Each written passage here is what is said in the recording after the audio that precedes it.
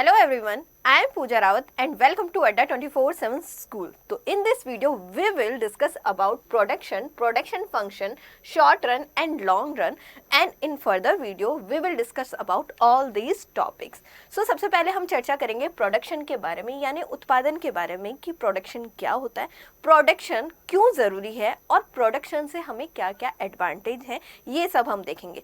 So as the producer of firm के point of view से production बहुत ज़रूरी है, क्योंकि प्रोडक्शन का यूज़ करके हम यहाँ पे क्या जान सकते हैं, हम जान सकते हैं कि हमारे जो फैक्टर ऑफ प्रोडक्शन है उनका यूज़ हमें कैसे करना है, हमें हमारी जो कैपिटल है उनका यूज़ कैसे करना है, और बहुत ही कम फैक्टर ऑफ प्रोडक्शन का यूज़ करके हम कितना आउटपुट जनरेट कर सकते हैं, ये सब हम जानेंगे इस सेशन में.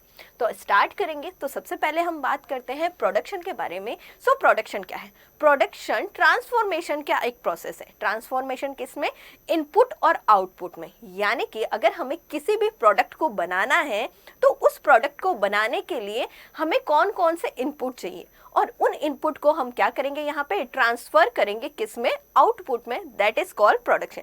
सिंपल सा है. अगर हमें इस पेन का मैन्युफैक्चरिंग करना है, इस पेन के मैन्युफैक्चरिंग के लिए हमें कौन कौन सा इनपुट चाहिए, यानी क्या क्या चाहिए, जैसे रॉ मटेरियल, लेबर की हमें ज़रूरत होती है, और उन्हीं रॉ मटेरियल और लेबर को हम ट्रांसफर करके क्या करेंगे, यहाँ पे एक प्रोडक्ट यानी पेन में कन्वर्ट करेंगे. That is called production. So production is a transformation process.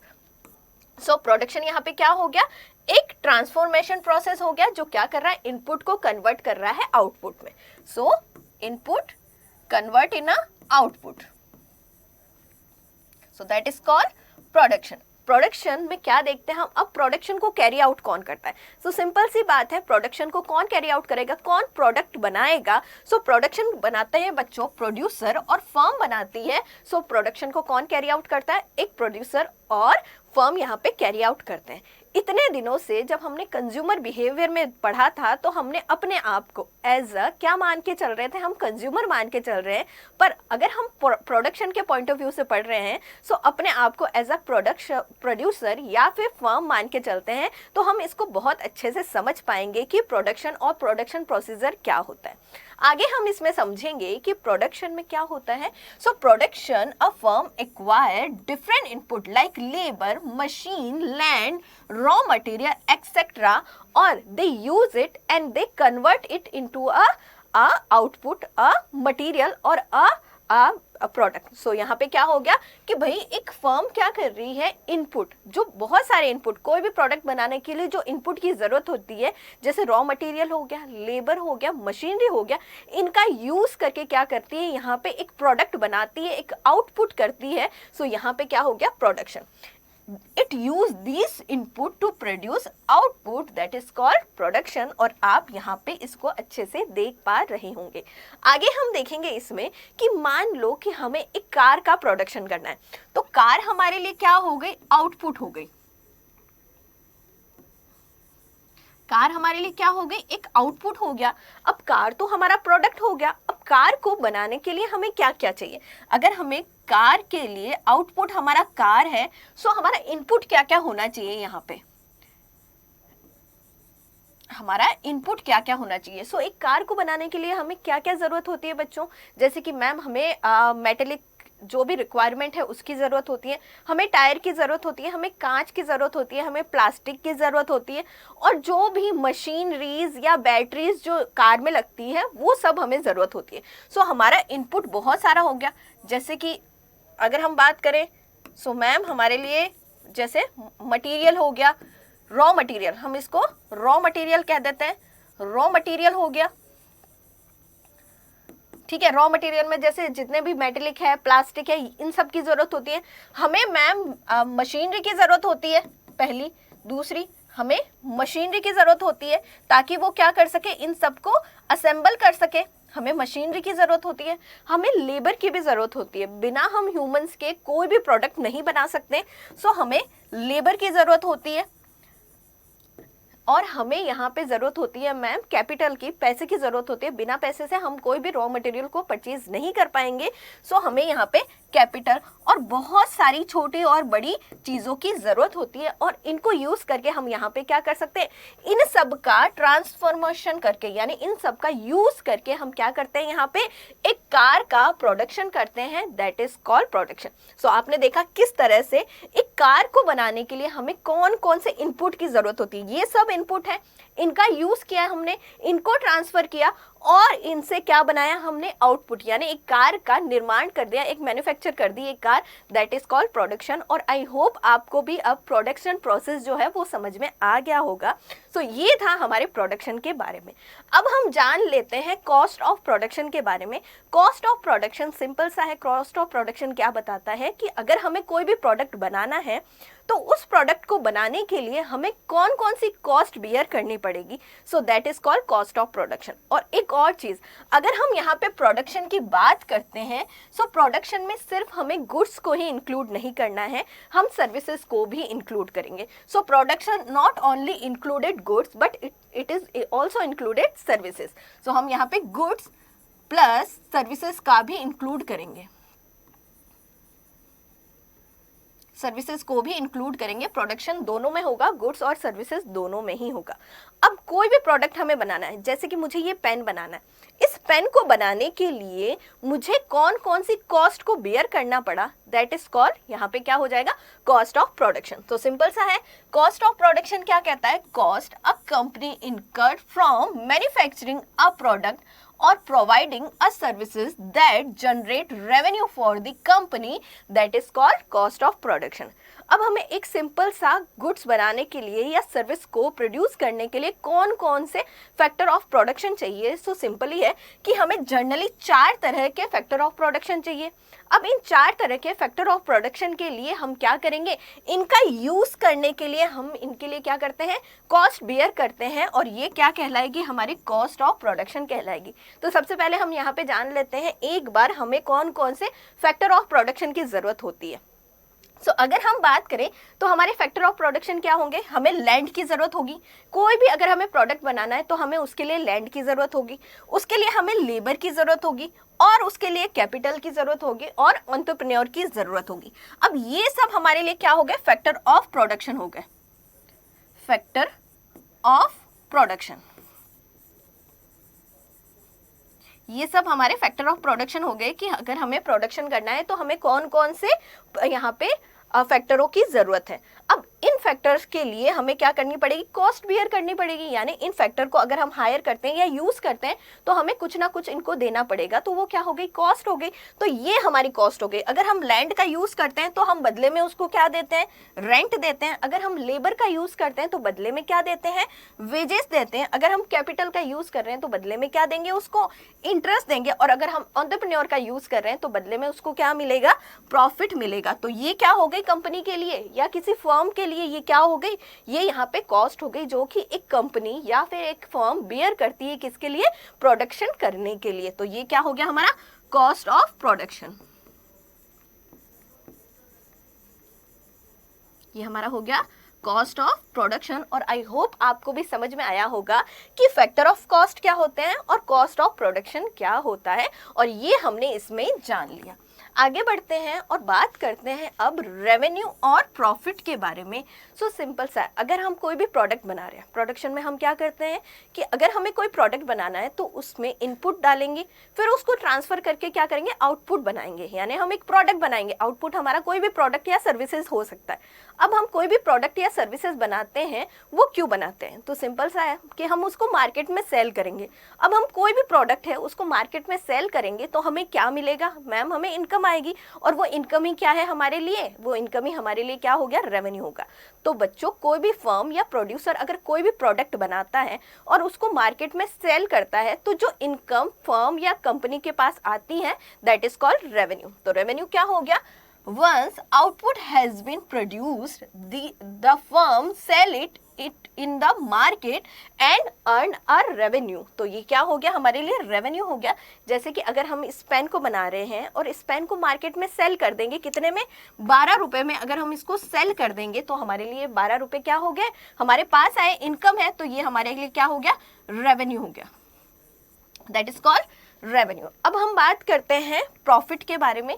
So profit के बारे में बात करने से पहले एक और बात कर लेते हैं। हमने यहाँ पे बात की है मैम रेवेन्यू की, और हमने यहाँ पे बात की है मैम कॉस्ट की, कॉस्ट ऑफ प्रोडक्शन।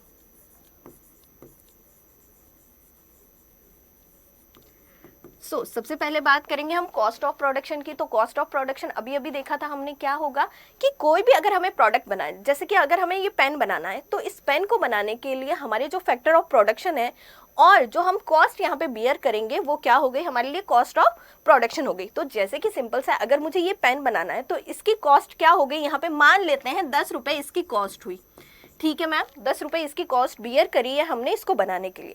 अब ये पेन बन गया, हमारा आउटपुट हमारे पास है। अब इस आउटपुट को हमने मैम सेल कर दिया। अब इसको सेल किया तब हमारे पास इनकम कितनी आई, यानी हमारा जो रेवेन्यू है, मान लेते हैं यहाँ पे हमारा रेवेन्यू 15 रुपए, यानी इस पेन को बनाने की हमारी कॉस्ट 10 रुपए आई है और हमने इसको 15 रुपए में सेल किया। सो यहाँ पे रेवेन्यू और कॉस्ट ऑफ प्रोडक्शन के बीच का जो डिफरेंस है वो क्या कहलाएगा, हमारा यहाँ पे कहलाएगा प्रॉफिट। सिंपल सा है कि डिफरेंस बिटवीन रेवेन्यू और cost of production is called is profit and that is a profit. और यहाँ पे यही लिखा हुआ है, the difference between the revenue and the cost is called profit. और यहाँ पे हमने इजीली इसको समझ लिया। कभी कभी लॉस भी बियर करती है। प्रॉफिट हमने देख लिया कि मैम रेवेन्यू ज्यादा होगा किससे, कॉस्ट से, तो क्या हो गया, यहाँ पे प्रॉफिट हो गया। लॉस की सिचुएशन भी आ सकती है, कभी कभी हमें कॉस्ट से कम में क्या करना पड़ता है, सेल करना पड़ता है, तो यहाँ पे क्या हो जाएगा, लॉस हो जाएगा। जैसे कि सिंपली मान लो कि हमारा जो कॉस्ट ऑफ प्रोडक्शन कितना है, 10 रुपए का है, और हमने सेल कितने में किया, मार्केट में सेल हमने मान लो कर दिया 9 रुपए में, क्योंकि उस टाइम मार्केट में जो प्राइस होगी उसके अकॉर्डिंग हमने सेल किया, यानी हमारा रेवेन्यू यहाँ पे सिर्फ 9 रुपए का आया है और हमारी कॉस्ट कितनी आई, 10 रुपए की, यानी हमें 1 रुपए का क्या हो गया, यहाँ पे हम कहेंगे मैम हमें 1 रुपए का यहाँ पे लॉस हो गया। So that is called loss. I hope आपको प्रॉफिट और लॉस का जो कॉन्सेप्ट है वो समझ में आया होगा, उसी के साथ जो हमने रेवेन्यू का कॉन्सेप्ट पढ़ा है वो भी समझ में आया होगा। सो ये था रेवेन्यू, प्रॉफिट और लॉस के बारे में। अब हम चर्चा करते हैं फैक्टर ऑफ प्रोडक्शन के बारे में। थोड़ा सा हमने इसका ओवरव्यू लिया था कि फैक्टर ऑफ प्रोडक्शन क्या होता है। अब इनके बारे में हम डीपली पढ़ते हैं कि फैक्टर ऑफ प्रोडक्शन क्या है। सबसे पहले factor of production, those factor which is included या which is required for a production. क्या कहा मैंने कहा है कोई भी ऐसा प्रोडक्ट, कोई भी ऐसे फैक्टर जो हमारे प्रोडक्ट के लिए बहुत ज़रूरी होते हैं वो क्या हो गए मैम, फैक्टर ऑफ प्रोडक्शन हो गए हैं, जिसमें 4 जो है हमारे मेन है। पहला है land, labour, capital and entrepreneur. तो सबसे पहले अगर हम बात करेंगे लैंड के बारे में, सो लैंड यहाँ पे क्या हो गई, भूमि हो गई, land as a factor of production. So land में हम क्या क्या इंक्लूड करेंगे, कोई भी मटेरियल जो हमें अर्थ पे मिलता है, जो हमें भूमि में मिलता है, वो क्या हो गया, लैंड हो गया। पर ये जो कॉन्सेप्ट है बच्चों, सब यही मानते हैं कि जो लैंड पे मिल गया वो क्या हो गया हमारे लिए, जो हमारी अर्थ पे मिल गया वो सब इंक्लूड हो जाएगा लैंड में। पर बच्चों अगर लैंड से नीचे भी कुछ मिलता है, कुछ भी नेचुरल रिसोर्सेज जो हमारे अर्थ के नीचे, अर्थ के अंदर है, वो भी किस में इंक्लूड होंगे, लैंड में इंक्लूड हो जाएंगे। यानी अगर हम बात करें, ये हमारा क्या हो गया, अर्थ हो गया, ये हमारी अर्थ है, यानी ये हमारी लैंड है। अब लैंड के ऊपर जितना भी कुछ है, जितने भी नेचुरल रिसोर्सेज हैं, ये हमारे नेचुरल रिसोर्सेज होंगे। जितने भी नेचुरल रिसोर्सेज हैं वो सब हमें पता है कि लैंड है। पर जो लैंड के नीचे, जो अर्थ के नीचे है, वो भी क्या होंगे, वो सारे नेचुरल रिसोर्सेज भी क्या होंगे हमारे लिए, यहाँ पे लैंड कहलाएंगे। सो ये सब हो गए। तो लैंड के नीचे क्या क्या होंगे, जैसे कि मिनरल्स हो गए, वाटर रिसोर्सेज होंगे, सो वो भी कहाँ होंगे, अर्थ के नीचे है, सो वो भी कहाँ इंक्लूड होंगे, वो हमारी लैंड में इंक्लूड होंगे। तो हम कहेंगे ऑल नेचुरल रिसोर्सेज, याद रखना, all natural resources which we found on earth और बेअर्थ on the earth is term as a land as a factor of production. यानी कि जो भी हमारे अर्थ पर है उसको, और जो नेचुरल रिसोर्सेज हैं जो हमारी अर्थ पे हैं वो लैंड में इंक्लूड होंगी, प्लस जो हमारी लैंड के नीचे हैं वो भी हम क्या करेंगे, उनको इंक्लूड करेंगे, पर नेचुरल रिसोर्सेज होने चाहिए, चाहे वो कैसे भी हो। अगर हम बात करें तो वाटर रिसोर्सेज हो गए, मिनरल रिसोर्सेज हो गए, फॉरेस्ट हो गए, एग्रीकल्चर लैंड हो गए, ये सब किस में इंक्लूड हो जाएंगे, हमारे लैंड में इंक्लूड हो जाएंगे, और हम इन सबको लैंड में इंक्लूड करेंगे। अगर लैंड की बात होती है तो सारे जो नेचुरल रिसोर्सेज हैं वो किस में इंक्लूड हो जाएंगे मैम, हमारे लैंड में इंक्लूड हो जाएंगे। जैसे कि आप यहाँ पे देख पा रहे होंगे, जैसे हम फॉरेस्ट का यूज़ कर रहे हैं, और फॉरेस्ट के नीचे जो भी हमारे जो प्रोडक्शंस होते हैं, जो मिनरल्स हैं उनका यूज़ कर रहे हैं, उनको निकाल रहे हैं, सो वो हमारे लिए क्या हो गया मैम, वो सब हमारे लिए यहाँ पे लैंड हो जाएंगे। ठीक है, आगे हम बात करेंगे मैम लेबर की। सो हम लेबर जो हमारा है सेकेंड फैक्टर ऑफ प्रोडक्शन है। सो लेबर से हम क्या समझते हैं, लेबर से हम यहाँ पे सिंपली अगर हम इकोनॉमिक्स की लैंग्वेज में देखें, सो लेबर क्या हो गया, कोई भी पर्सन जो कि फिजिकल वर्क कर रहा है या मेंटली वर्क कर रहा है किसी भी प्रोडक्ट को या फिर सर्विसेज को प्रोडक्शन करने के लिए, सो वो क्या हो गए, लेबर हो गए। सिंपल सा है, देखो प्रोडक्शन होना चाहिए, प्रोडक्शन होना चाहिए, चाहे वो सर्विसेज का है, या तो गुड्स होंगी या फिर क्या होंगी मैम, सर्विसेज होंगी, या तो गुड्स होगा या फिर क्या होगी, सर्विसेज होंगी, और प्रोडक्शन होना चाहिए। पहली बात, पहला प्रोडक्शन होगा, चाहे वो गुड्स हैं या सर्विसेज हैं। दूसरी बात क्या होनी चाहिए, दूसरी बात कोई भी मेंटली या फिजिकल वर्क होना चाहिए, वो क्या कहलाएगा मैम, प्रोडक्शन, यहाँ पे लेबर कहलाएगा। क्या कहलाएगा, लेबर कहलाएगा। तो अगर हम बात करें, सो अगर कोई डॉक्टर है तो वो क्या कह रहा है मैम, वो दे रहा है सर्विसेज का प्रोडक्शन कर रहा है, सो वो भी किस में इंक्लूड होगा, लेबर में इंक्लूड हो गया। कोई शेफ है वो क्या कर रहा है, वो खाना बना के दे रहा है, ठीक है, वो भी सर्विसेज प्रोवाइड कर रहा है, तो वो किस में इंक्लूड हो गया, वो भी लेबर में इंक्लूड होगा। अगर कोई डेली वेजेस पे कोई काम कर रहा है, जैसे कि हम देखते हैं कि जो दैनिक जो है वेजेस पे काम करते हैं, तो वो भी किस में आ गए, वो भी हमारे लेबर में इंक्लूड हो जाएंगे। यानी कोई भी फिजिकल और मेंटली वर्क जो क्या कर रहा है, कोई प्रोडक्शन कर रहे हैं, ठीक है, गुड्स और सर्विसेज का, वो इंक्लूड हो जाएंगे किसमें, लेबर में इंक्लूड हो जाएंगे। The term labour means any mental और physical exertion directed to produce goods and services, that is called labour, or it refers to various type of human efforts which require to use the physical exertion, skill and intellectual capacity, that is called labour. और I hope आपको भी labour में समझ में आया होगा कि अगर हम सिंपल से, अगर हमें कोई लेबर कह देता है तो हम क्या मानते हैं कि वो फिजिकल वर्क कर रहा है, पर अगर हम इकोनॉमिक्स के पॉइंट ऑफ व्यू से देखें तो कोई भी अगर फिजिकल प्लस मेंटली वर्क कर रहा है तो वो क्या हो जाएगा, यहाँ पे लेबर कहलाएगा। आगे हम देखेंगे कैपिटल के बारे में। सो कैपिटल क्या है, कैपिटल में हम सिर्फ वेल्थ या फिर मनी को ही इंक्लूड नहीं करेंगे। अगर कोई man made factor of production है, man made factor of production क्या हो गए, जैसे कि टूल्स हो गए, मशीनरीज हो गई, इनका यूज करके हम फर्दर प्रोडक्शन करते हैं, सो ये सब क्या हो गए हमारे लिए यहाँ पे कैपिटल में इंक्लूड हो जाएंगे। तो हम कहेंगे capital is the produce mean of production. Capital is the main made factor of production like tools, machinery, plants, equipments, inventories, etc. use for further production। ठीक है, जैसे कि मुझे इस पेन का प्रोडक्शन करना है, इस पेन के प्रोडक्शन के लिए जो हमारे फैक्टर ऑफ प्रोडक्शन लगते हैं, जैसे रॉ मटेरियल हो गया, जो हमारे नेचुरल रिसोर्सेज हैं, प्लस हमारे लिए लेबर हो गया जो हमारी ज़रूरत होती है, इसके अलावा हमें जो मशीनरी की ज़रूरत होती है। अब मशीनरी किसने बनाया, मशीनरी तो हमारे अर्थ पे हमें जनरली मिलती नहीं है, वो तो बनानी पड़ती है, तो कौन बनाता है, अ ह्यूमन बनाता है, ठीक है, ह्यूमन बीइंग बनाता है उसको। सो हमने जो इक्विपमेंट्स या मशीनरी का यूज किया है इस पेन को बनाने के लिए, सो यहाँ पे क्या हो गया, यहाँ पे वो कैपिटल में इंक्लूड हो जाएगा। तो हम कहेंगे capital may be defined as that part of wealth of an individual or community which is used for further production। जो कि हमारे further production के लिए कोई भी चीज़ यूज आ रही है वो क्या कहलाएगी बच्चों, वो कहलाएगी हमारे लिए कैपिटल। और आई होप आपको कैपिटल समझ में आया होगा। आगे हम बात करेंगे एंटरप्रेन्योर की। ठीक है, हमारे पास हमने फैक्टर ऑफ प्रोडक्शन देखे, कौन कौन से फैक्टर ऑफ प्रोडक्शन देख लिए, जैसे हमने लैंड देख लिया, लेबर देख लिया और कैपिटल देख लिया।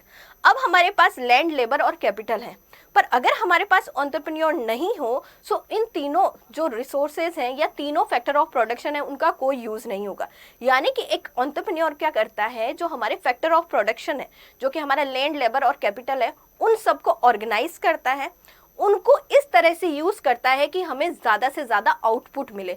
सो हमारे लिए एंटरप्रेन्योर क्या हो गया? A person who mobilize, organize and coordinate various factor of production to make a meaningful combination। ठीक है, हमारे पास जो फैक्टर ऑफ प्रोडक्शन है उनको क्या करता है? मोबिलाइज करता है, ऑर्गेनाइज करता है और उनमें कोऑर्डिनेशन करता है और उनसे क्या करता है? यहाँ पे मीनिंगफुल कॉम्बिनेशन करता है उनका और उनसे यूजफुल जो आउटपुट है वो प्रोड्यूस करता है और दैट इज कॉल्ड एंटरप्रेन्योर। अब जो एक एंटरप्रेन्योर है उसकी सबसे बड़ी जो विशेषता है वो क्या होती है कि उसमें रिस्क टेकिंग या रिस्क बियरिंग कैपेसिटी होती है और वो जो होता है बच्चों इनोवेटर होता है। तो एक तरह से क्या हो गया हमारा? ये एंटरप्रेन्योर हो गया। और एंटरप्रेन्योर को बदले में क्या मिलता है? अगर वही एंटरप्रेन्योर कोई काम कर रहा है, भाई सभी फैक्टर ऑफ प्रोडक्शन का यूज कर रहा है, उसमें ऑर्गेनाइज कर रहा है उनको एज अ मीनिंगफुल वर्क के लिए काम करता है, तो उनको क्या मिलता है? तो यहाँ पे एंटरप्रेन्योर का रेम्यूनरेशन क्या हो जाएगा? प्रॉफिट हो जाएगा।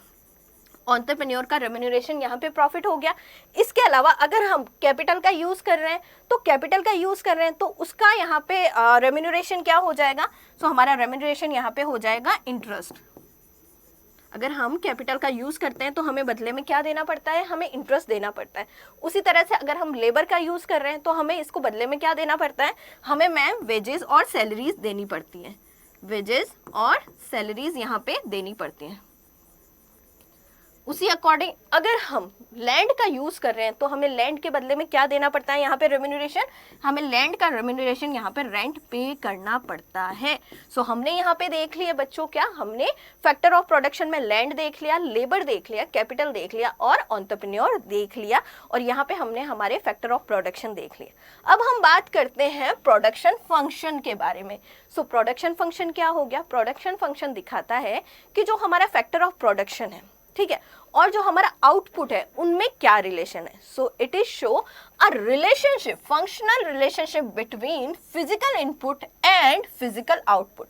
जैसे कि सपोज दैट मुझे ये पेन बनाना है, ठीक है, मेरा आउटपुट क्या होना चाहिए? पेन होना चाहिए। अब मुझे ये पेन बनाना है तो इस पेन को बनाने के लिए मुझे कौन कौन से इनपुट की जरूरत पड़ेगी, यानी मुझे कौन कौन से फैक्टर ऑफ प्रोडक्शन की जरूरत पड़ेगी।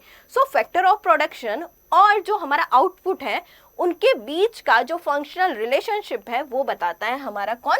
प्रोडक्शन फंक्शन बताता है। तो हमारा मान लो कि हमने दो हमारे फैक्टर ऑफ प्रोडक्शन का यूज किया, जैसे कि कैपिटल और labour.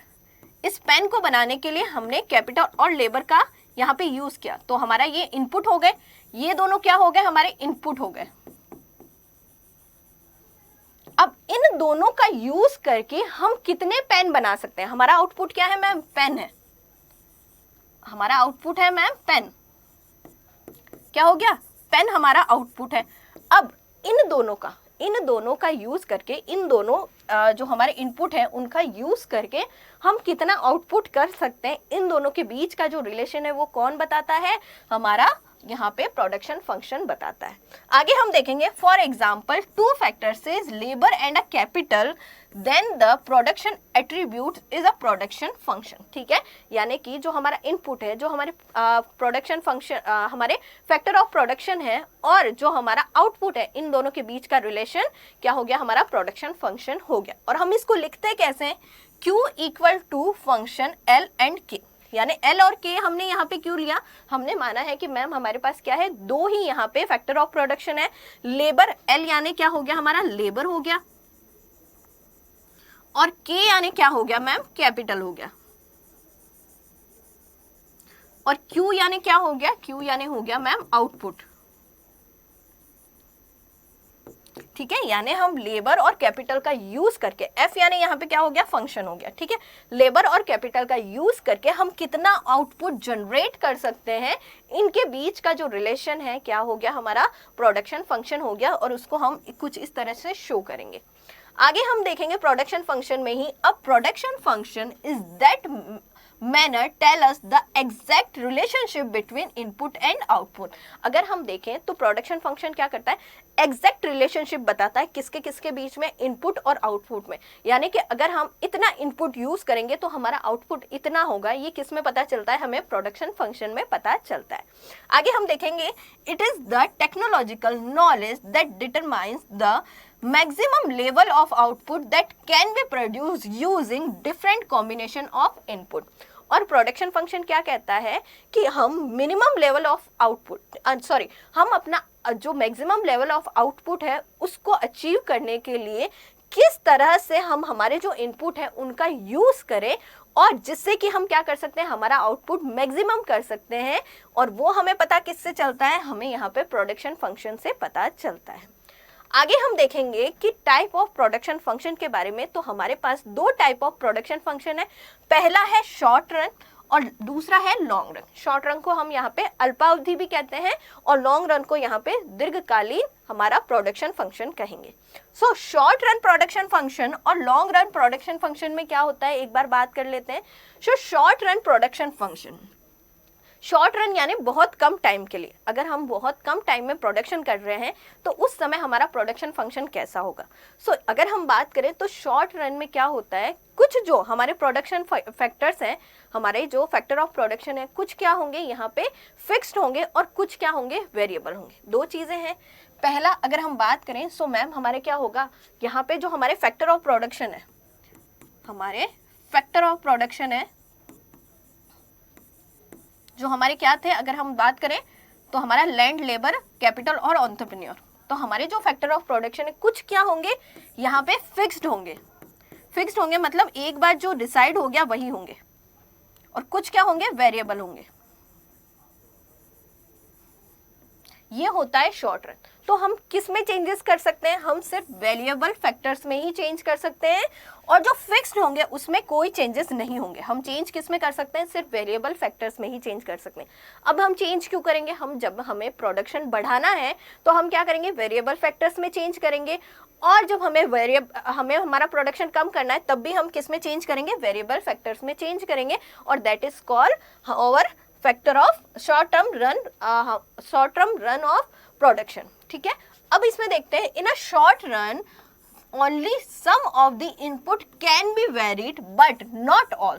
Some factor will remain fixed और some will be variable. ठीक है, यानी क्या होगा, कुछ हमारे फिक्स्ड होंगे फैक्टर्स और कुछ वेरिएबल होंगे। ठीक है, at least one of the factor, अगर हम दो फैक्टर ऑफ प्रोडक्शन की बात करें, लेबर और कैपिटल की बात करें, तो इसमें से क्या होगा, एक हमारा फिक्स होगा और एक क्या होगा, वेरिएबल होगा। Cannot be varied and therefore remain fixed. यानी अगर हम बात करें, अगर हम कैपिटल और लेबर का यूज करते हैं, हम इसमें चेंजेस किस में कर सकते हैं, तो हम लेबर को हम इसमें चेंज कर सकते हैं, लेबर हम बढ़ा सकते हैं। हमारा ये क्या हो गया, वेरिएबल हो गया। और अगर हम बात करते हैं मैम कैपिटल की, तो कैपिटल यहाँ पे क्या हो जाएगा, फिक्स्ड हो जाएगा। शॉर्ट रन में क्या होगा, कुछ फैक्टर हमारे फिक्स्ड होंगे और कुछ क्या हो जाएंगे, वेरिएबल हो जाएंगे। अब हम आराम से बात करते हैं, पहले बात करते हैं बच्चों फिक्स्ड फैक्टर की। हमने क्या बात करा मैम, शॉर्ट रन में क्या होगा, कुछ फैक्टर फिक्स होंगे जिसमें कोई भी चेंजेस नहीं होगा। The factor that remain fixed is called fixed factor. और वेरिएबल फैक्टर क्या हो गए, the factor which the firm can vary is called variable factor। अब सबसे पहले बात करते हैं हम फिक्स्ड फैक्टर की। फिक्स्ड फैक्टर हमने क्या कहा कि मैम जो फिक्स होते हैं जिनमें कोई चेंजेस नहीं होते हैं। चलो इसको एक एग्जांपल से समझते हैं कि मान लेते हैं हमें कार का प्रोडक्शन करना है, हमें हमारा प्रीवियस एग्जांपल ही लेते हैं। मान लेते हैं कि हमें क्या करना है, कार का प्रोडक्शन करना है। कार क्या हो गया, हमारा आउटपुट हो गया। कार क्या हो गया, आउटपुट हो गया। अब कार के प्रोडक्शन के लिए हमने क्या करा, एक फैक्ट्री को रेंट पे लिया। ठीक है मैम, हमने क्या करा, एक फैक्ट्री को रेंट पे लिया। ठीक है, यानी हमने लैंड का यूज किया है और उस लैंड का यूज करने के लिए हम क्या कर रहे हैं, उसको रेंट पे कर रहे हैं। तो हमारा जो मंथली रेंट है, मान लो कि मंथली रेंट कितना है, यहाँ पे 20,000 मंथली रेंट है। क्या कर रहे हैं, हमने एक फैक्ट्री जो खाली पड़ी थी उसको हमने यूज करने के लिए लिया। किसके लिए, हमने कार के प्रोडक्शन के लिए यूज करने के लिए लिया। और उसका रेंट कितना है मैम, हमने फैक्ट्री को किराए पे लिया है तो उसका रेंट है हमारा 20,000 पर मंथ। ठीक है, तो 20,000 पर मंथ। अब बच्चों अगर हम यहाँ पे एक कार बनाते हैं पूरे महीने में, तो भी हम क्या करेंगे मैम, 20,000 पे करेंगे एज अ रेंट। अगर हम 10 कार बनाते हैं तो भी क्या करेंगे, 20,000 पर मंथ यूज करेंगे, हम यहाँ पे रेंट पे करेंगे। और अगर हम अगर हम 0 कार बनाते हैं तब भी क्या करेंगे, हम 20,000 पर मंथ यहाँ पे क्या करेंगे, पर मंथ यहाँ पे रेंट को पे करेंगे। तो हमने क्या देखा, हमने देखा कि भाई प्रोडक्शन कितना भी हो, अगर आप 0 कार बना रहे हो महीने में, अगर आप 100 कार बना रहे हो, चाहे 1 लाख कार बना रहे हो, तब भी आपको जो रेंट है वो कितना पे करना पड़ेगा, 20,000 ही पे करना पड़ेगा। यानी कि अगर हमारा प्रोडक्शन बढ़ रहा है, प्रोडक्शन कम हो रहा है या प्रोडक्शन नहीं हो रहा है, उससे इसको कोई मतलब नहीं है। सो ये हमारा क्या हो गया, ये हमारा फिक्स्ड फैक्टर हो गया, ये हमारा क्या हो गया, फिक्स्ड फैक्टर हो गया, जो कि हमारे प्रोडक्शन के साथ इसका कोई लिंकेज नहीं है, कोई भी यहाँ पे चेंजेस नहीं हो रहा। सो हमारा ये फिक्स्ड फैक्टर हो गया, फिक्स्ड फैक्टर ऑफ प्रोडक्शन। ठीक है, यानी हमें ये देना ही है, ये हमारे लिए इतना फिक्स हो गई। उसके अलावा अगर हम बात करें लेबर की बात करते हैं, चलो अब एक हमने यहाँ पे देख लिया कि हमने रेंट पे लिया था, एक और फैक्टर देख लेते हैं हम लेबर को। ठीक है, अब हम अगर लेबर की बात करते हैं तो सबसे पहले अगर हम बात करें, सो हमने क्या करा, हमें 10 कार बनानी है, मान लो हमें 10 कार बनानी है, नंबर ऑफ कार कितनी है, 10 है, और 10 कार बनाने के लिए हमने क्या करा, 2 लेबर को हायर किया, हमने 2 लेबर को रख रखा है 10 कार बनाने के लिए। अब अगर हमें प्रोडक्शन बढ़ाना है, हम चाह रहे हैं कि हमारा प्रोडक्शन 10 कार से 100 कार हो, तो ये जो 100 कार हमें मैन्युफैक्चर करनी है वो ये 2 लेबर अपने जो टाइम गिवन है उसमें नहीं कर सकते। तो हमने क्या करा, हमने यहाँ पे लेबर बढ़ा दिए, हमने अब लेबर रख दिए हमारी जो फैक्ट्री है उसमें 10। यानी हमने क्या करा, हमारा जैसे जैसे प्रोडक्शन इंक्रीज हो रहा है, बढ़ रहा है, वैसे वैसे हमने क्या करा, लेबर को भी इंक्रीज कर दिया। यानी हमारे लेबर में क्या हो रही है, चेंज हो रही है, लेबर हमारा यहाँ पे क्या हो रहा है, बदल रहा है, किसके साथ, प्रोडक्शन के साथ। तो हम करेंगे ये वाला जो फैक्टर है वो क्या हो गया, वेरिएबल फैक्टर हो गया, वेरिएबल फैक्टर हो गया। सो हम कहेंगे मैम क्या होगा यहाँ पे, variable factor that is change with the production. तो ये क्या हो गया, वेरिएबल फैक्टर। और fixed factor that is not change with the production, that is called fixed factor. और आई होप आपको भी फिक्स्ड फैक्टर और वेरिएबल फैक्टर समझ में आया होगा शॉर्ट रन में। और शॉर्ट रन में हम क्या करते हैं, कुछ फैक्टर हमारे फिक्स रहते हैं और कुछ क्या होते हैं, वेरिएबल होते हैं। अब हम बात करेंगे बच्चों लॉन्ग रन की। तो लॉन्ग रन यानी कि दीर्घकालीन, यानी हमें लंबे टाइम तक हमें क्या करना है, प्रोडक्शन करना है। अगर हमें लॉन्ग रन में प्रोडक्शन करना है तो हमारे जितने भी फैक्टर ऑफ प्रोडक्शन होंगे क्या हो जाएंगे, सारे के सारे वेरिएबल हो जाएंगे, यानी कोई भी फिक्स्ड फैक्टर नहीं रहेगा। तो हम कहेंगे in the long run all factor of production can be varied. A firm in order to produce different level of output in the long run may vary both the input simultaneously. Okay, so हम क्या कहेंगे, क्या होगा, हमारा यहाँ पे जितने भी फैक्टर ऑफ प्रोडक्शन है क्या हो जाएगा, यहाँ पे सब में चेंजेस होंगे, कोई भी फिक्स नहीं रहेंगे, सब वेरी करेंगे। So that is called long run. So I hope आपको टाइप ऑफ प्रोडक्शन फंक्शन समझ में आया होगा, जिसमें हमने लॉन्ग रन और शॉर्ट रन दोनों के बारे में समझा, उसी के साथ साथ हमने फिक्स्ड फैक्टर और हमारे जो वेरिएबल फैक्टर है उनके बारे में भी समझा। आगे हम देखेंगे आइसोकॉन्ट के बारे में। आइसोकॉन्ट क्या कहता है, इसको हम आइसो प्रोडक्ट कर्व भी कहते हैं। सो आइसोकॉन्ट और आइसो प्रोडक्ट कर्व के बारे में जानने से पहले हम थोड़ा यहाँ पे इंडिफरेंस कर्व के बारे में जान लेते हैं। आपने बच्चों कंज्यूमर बिहेवियर में या यूटिलिटी में इंडिफरेंस कर्व के बारे में पढ़ा होगा, जिसमें हमने क्या देखा था कि कोई भी कस्टमर है, वो 2 जो प्रोडक्ट होता है उनके जो डिफरेंट कॉम्बिनेशन है वो दिए होते हैं, और अगर कोई भी कस्टमर कोई भी कॉम्बिनेशन है उसका यूज करता है या उसको चुनता है तो उसको क्या मिलेगा, एक तरह से इक्वली सेटिस्फेक्शन मिलेगा। सो हम इसमें भी यही करेंगे। आइसोकॉन्ट जो है हमारा किससे रिलेटेड है, आइसोकॉन्ट रिलेटेड है हमारा प्रोडक्शन से। और आइसोकॉन्ट क्या बताता है, आइसोकॉन्ट जैसे कि हमने बात करी यहाँ पे इंडिफरेंस कर्व के बारे में, उसी तरह से बच्चों इंडिफरेंस कर्व की तरह ही आइसोकॉन्ट कर्व है, जो क्या बताता है कि जो हमारे प्रोडक्शन फंक्शन, जो हमारे फैक्टर ऑफ प्रोडक्शन है, जो कि हमारे 4 फैक्टर ऑफ प्रोडक्शन है, उन 4 फैक्टर ऑफ प्रोडक्शन के डिफरेंट क्या दिए हुए हैं, कॉम्बिनेशन दिए हुए हैं। अब हमारे जो फैक्टर ऑफ प्रोडक्शन है, जो डिफरेंट कॉम्बिनेशन है, अगर हम उनका यूज करते हैं सो हमें एक ही तरह का यानी एक ही लेवल का क्या मिलेगा, आउटपुट मिलेगा, that is called isoquant curve. The isocont or isoproduct curve or equal product curve is that curve which show the various combination of 2 factors.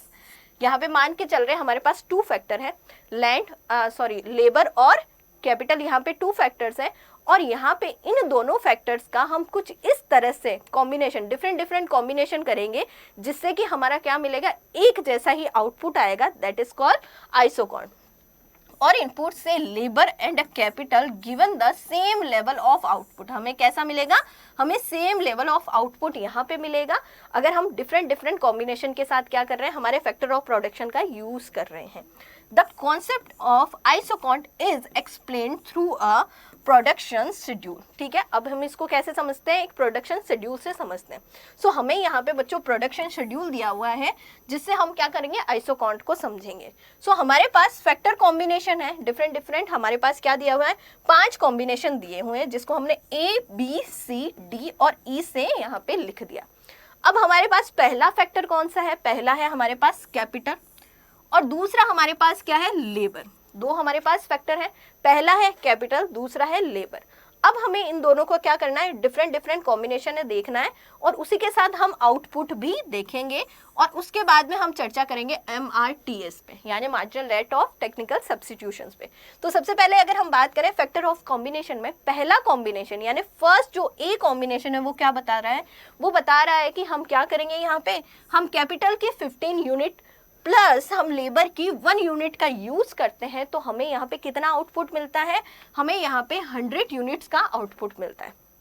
ठीक है, दूसरा कॉम्बिनेशन क्या कह रहा है, दूसरा कह रहा है कि अगर हम कैपिटल की 10 यूनिट का यूज कर रहे हैं और लेबर की 2 यूनिट का यूज कर रहे हैं तब भी हमें क्या मिल रहा है, यहाँ पे आउटपुट 100 का आउटपुट मिल रहा है। तीसरा कॉम्बिनेशन कह रहा है कि अगर हम 6 कैपिटल प्लस हम 3 लेबर का यूज कर रहे हैं तो हमें यहाँ पे क्या मिल रहा है, हमें 100 की यहाँ पे क्या मिल रही है, आउटपुट मिल रहा है।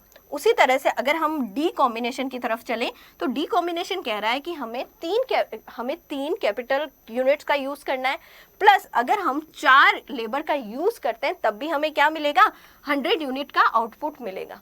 पांचवा जो कॉम्बिनेशन है क्या कहता है, पांचवा कॉम्बिनेशन कहता है कि अगर हम 2 कैपिटल का यूज करते हैं और अगर हम 5 लेबर का यूज करते हैं तब भी हमें क्या मिलेगा, 100 आउटपुट मिलेगा, 100 यूनिट्स का यहाँ पे क्या मिलेगा, आउटपुट मिलेगा। सो हमने क्या देखा, हमने देखा डिफरेंट कॉम्बिनेशन है और डिफरेंट कॉम्बिनेशन हमारा कैपिटल और लेबर का यूज करके हमें क्या मिल रहा है, इक्वली यहाँ पे क्या मिल रहा है, आउटपुट मिल रहा है। तो ये क्या हो गया, हमारा आइसोकॉन्ट हो गया।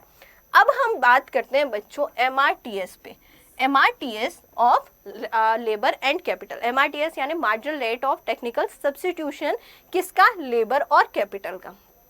अब marginal rate of technical substitution क्या कहता है, marginal rate of technical substitution कहता है कि अगर आप फैक्टर ऑफ प्रोडक्शन की बात करते हो, 2 फैक्टर ऑफ प्रोडक्शन लेते हो, अब इन 2 फैक्टर ऑफ प्रोडक्शन में अगर आप एक फैक्टर को बढ़ाओगे, अगर आप एक फैक्टर ऑफ प्रोडक्शन को बढ़ाओगे तो आपको दूसरा फैक्टर ऑफ प्रोडक्शन क्या करना पड़ेगा, कम करना पड़ेगा। तो ये क्या हो गया, marginal rate of technical substitution.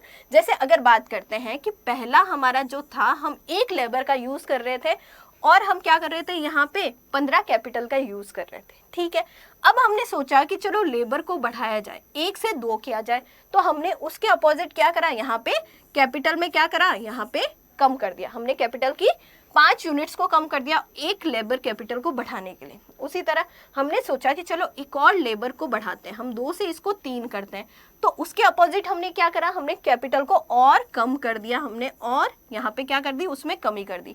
उसी तरह हम क्या करेंगे, एक फैक्टर को बढ़ाते जाएंगे, हमारा जो फैक्टर ऑफ प्रोडक्शन है उसकी यूनिट्स बढ़ाते जाएंगे तो दूसरा फैक्टर ऑफ प्रोडक्शन है उसकी यूनिट्स क्या होगी, कमी होती जाएगी, वो कम होती जाएगी। और यही क्या है बच्चों, यही हमारा marginal rate of technical substitution है, किसके बिटवीन लेबर एंड कैपिटल, ये हमने देखा।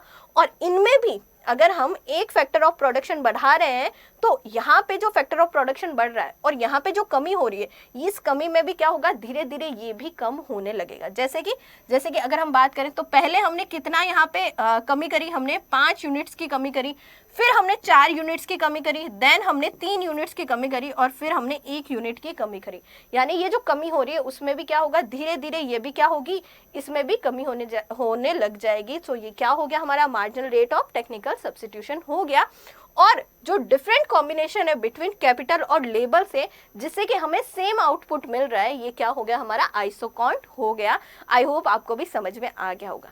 आइसोकॉन्ट हमने यहाँ पे जो हमारा प्रोडक्शन शेड्यूल है उससे समझा था। अब इसको हम डायग्राम में समझ लेते हैं। सो हमारा ये जो कर्व है बच्चों क्या हो गया, आइसोकॉन्ट कर्व हो गया।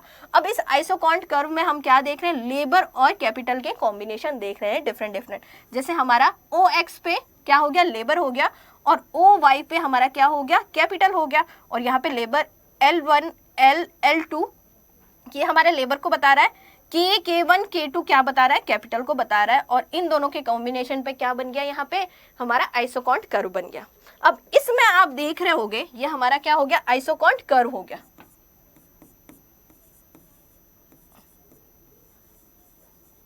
आइसोकॉन्ट कर्व है, ये हमारा आइसोकॉन्ट कर्व है। और अगर एक ही डायग्राम पे या एक ही मैप पे या एक ही ग्राफ पे एक से ज्यादा आइसोकॉन्ट कर्व होंगे तो उनको क्या कहेंगे, हम आइसोकॉन्ट मैप कहेंगे। आइसोकॉन्ट क्या हो गया, ये मैप हो गया। जैसे हमारा इंडिफरेंस मैप था उसी तरह हमारा आइसोकॉन्ट मैप हो गया कि एक ही ग्राफ पे क्या बन रहे हैं, एक से ज्यादा हम क्या कर रहे हैं, यहाँ पे कर्व बना रहे हैं, isoquant curve, that is called isoquant map. और ये हमने समझा। आई होप आपको भी आइसोकॉन्ट कर्व, आइसोकॉन्ट मैप और बच्चों यहाँ पे आइसोकॉन्ट समझ में आया होगा।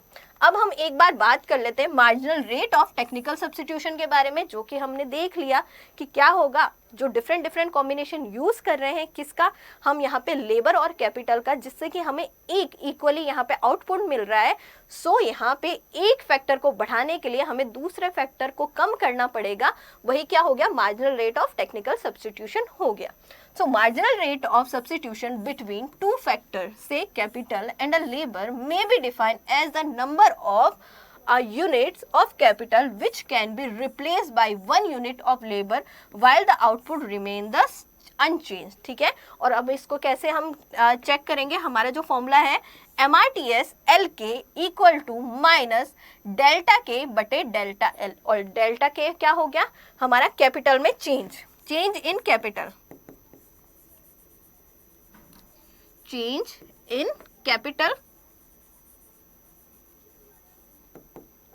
और डेल्टा L क्या हो गया, चेंज इन लेबर।